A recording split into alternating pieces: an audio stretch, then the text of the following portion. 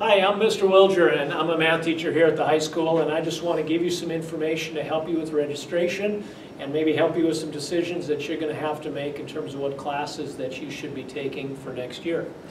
If you're an 8th grader right now and you're going to be here next year, there are really 3 choices for you. If math has maybe been tough for you, you may be taking pre-algebra.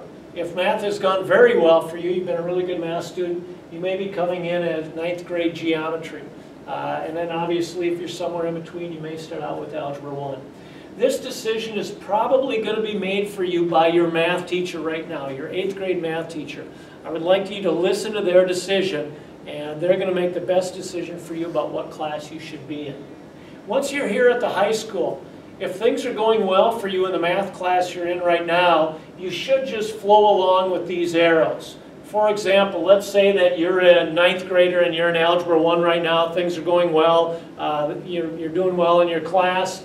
Then next year you would follow the red arrow, and as a sophomore you would take geometry. All right? Or let's say that you are a 10th grader right now and you are in applied algebra and things are going well for you. Next year you would take applied geometry. A little later you'll take a look at these numbers a little closer, but if I've got 2 numbers there, that means it is a year-long class, 2-semester class. If it just has 1 number, it means it's a semester class. And really the only semester classes are applied higher algebra and senior math topics. All the other classes are 2-credit classes. You need 6 math credits to graduate. And so for most of you, by the time you're in your junior year, you will have your 6 math credits and do not need to take mathematics your senior year. But it's highly recommended that you take a math course your senior year, especially if you're going to go on to some post-secondary education. If you take a year off of mathematics, generally it's not a good idea. Then when you go to college or you go to a tech school, they're going to expect you to know some mathematics, and what happens is you have a tendency to slip back if you take that senior year off. And so I would not. So as we flow through here, you'll notice 2 credits, 2 credits, 2 credits, and you'll notice that some of these arrows branch. And so if you're taking pre-calculus as a junior, you've got 2 options. You could take calculus, which is a 2-credit course, which would be a full year, or you could take senior math topics, which is 1 semester.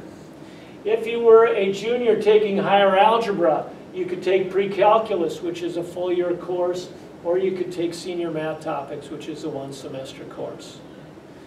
If you've taken pre-algebra, applied algebra, and applied geometry, and you got all your credits, you've got 6 credits, which is what you need to graduate, but you have to take applied higher algebra. I'm going to say that again.